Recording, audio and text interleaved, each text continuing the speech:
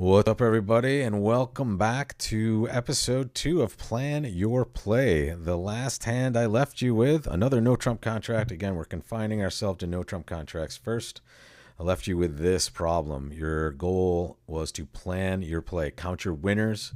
Where are your extra tricks? And we're going to execute the play together today. So let's start dancing, folks.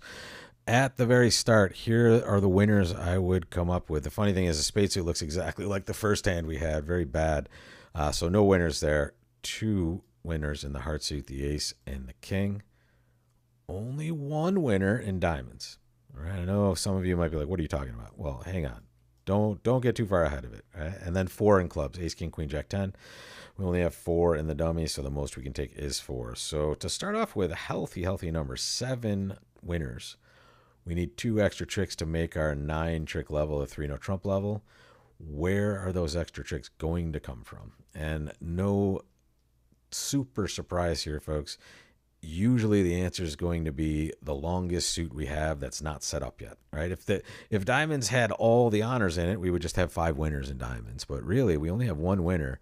But my goodness, we can create 3 or 4 extra winners depending on where the king of diamonds is on this hand. So this is a very, I think, straightforward hand, but you want to make sure you're looking at the same thing every single time so you know where you stand. Really, sometimes if you were at high risk of losing a trick, you might find a different way or a safer way to, get to your 9. But here, it looks like diamonds is the absolute best spot. You could say, yeah, I could develop an extra trick in spades, and maybe you can. Maybe you can. But you have so many extra in diamonds that you would never consider maybe 1 extra trick when you could just develop so many extra hearts. So let's start dancing, folks. You're going to see that this went heart, jack, and then ace.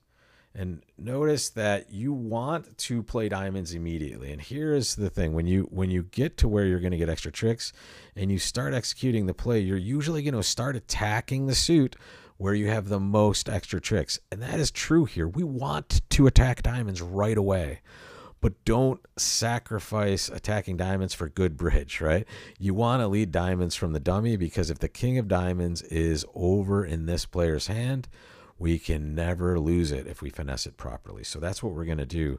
We're going to transport over to the king of clubs or the queen of clubs, and then we're going to put that queen of diamonds on the table. The reason we play the queen is just in case, usually this player, if they have the king, will just cover this queen because they can see it's just queen, small in the dummy. But if they don't, and if they still had the queen, we want to make sure that if that's happening, we win the trick in the north hand so that we can continually finesse diamonds once again if it works. But as you can see, we lose to the king of diamonds. Now take a peek, folks. We've already lost 1 trick. At this moment, right, we could conceivably lose 3 spades and only make 3. We're not in danger of going down yet, but we may only be making 3. But the reason I got us to this moment is before they make a lead, count your winners again. All right, and also ask yourself after that, where are your extra tricks and do you want to develop them? Okay, so right now I'll just remind you, you have 2 in the bank. Count your winners now. Where are we at? I'm going to give it to you now, folks. So if you need more time, press pause. 4 diamond winners, right? We are going to take the top 3. We had 9 diamonds to start with. No one has any left after we take ours. We have 3 clubs. King, jack, 10 over there, ace in our hand, so that's 7. We have 1 heart, that's 8, which means 8 plus 2, 10 tricks. 10 tricks, right? Wow. Okay. What is their best line of play? Bonus question. I think I've already referenced it, but I'm going to give it to you anyway, see if you're paying attention. It's clearly spades, right? We can take 10 tricks with winners right now. However, if they lead a spade, they can take 3 tricks, which will get them 1 plus 3 to 4, which means the most we can take is 9. So at this point, all you would be doing is essentially praying they didn't lead a spade. And this is the moment you would recognize that they're giving you gold at this point. What just happened, folks? Do you remember what happened to trick 1? I know I've talked a lot in between, but it went heart, jack, ace. Now they're leading a heart towards you, and you have a king 10 position, so watch what they did for us. an extra trick is in the offing. And now instead of that tasty 10, we're taking 11 with this hand. And that's what would happen after this. All the winners are there.